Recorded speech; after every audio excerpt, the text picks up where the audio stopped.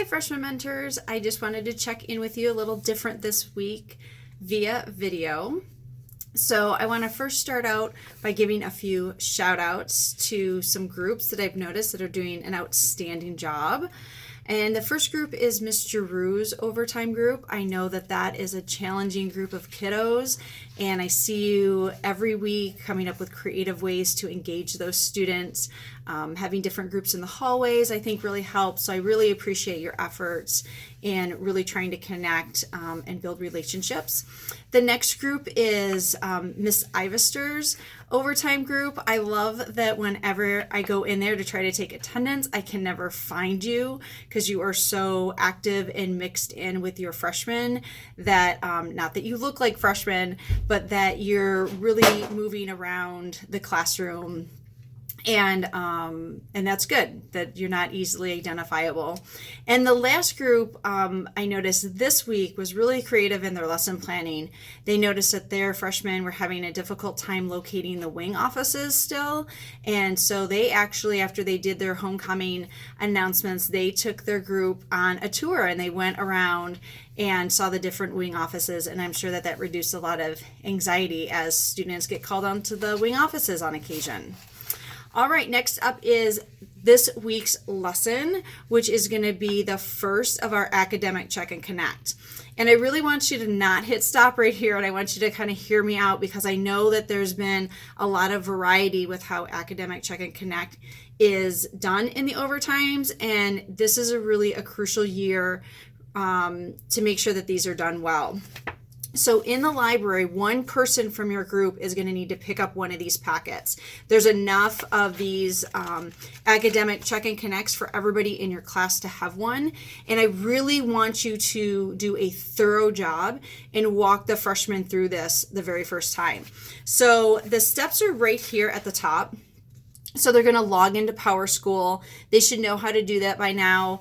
They're going to fill in this table with all their classes. This is a really nice time to check in with how their grades are. I actually heard that in a couple of the classes of like, hey guys, how's your grades doing? Now we're actually going to find out because it's not too late to salvage those grades. So really make them fill all of these things out and they're missing assignments. And some kids just don't know what to do. They don't know that they can come talk to their teachers.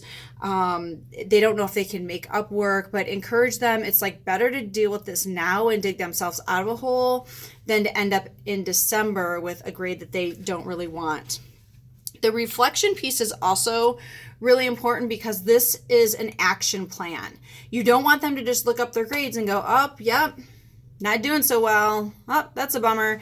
And then kind of throw it in the recycle bin. You really want to have them have actionable steps. So if you've got some kiddos that are really struggling, maybe just pick one class or maybe pick one or two assignments. What kids that are struggling their freshman year do not realize is unlike those previous years where if you failed sixth grade language arts, you still went on to seventh grade language arts. What they do not understand, even though they've been told by their teachers and their counselors, is that if you fail freshman language arts, yes, you go on to 10th grade language arts, but then you were also enrolled in a freshman language arts class until you pass it. So they eat up their electives and the classes that are fun that they want to be in by having to retake classes that they fail.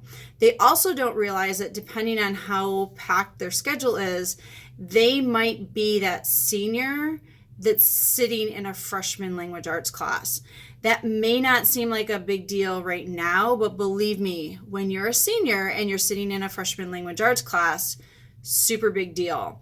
So the more that you can stress getting them extra help, talking to their teachers. We have NHS tutoring before school that starts at 7:30.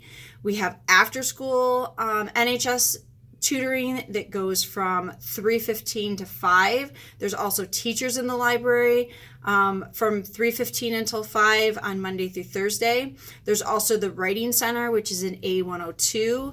There's the testing center that they can go to make up tests.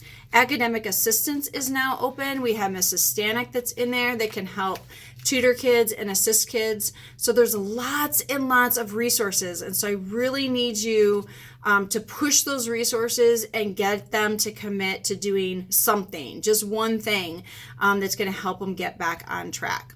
So like always, if you have any questions, let me know. Please make sure that you pick up one of these packets before overtime next week, and have a fantastic week. It'll be homecoming next week, so really try to participate and set a good example for those freshmen so they get involved as well. All right, see you soon.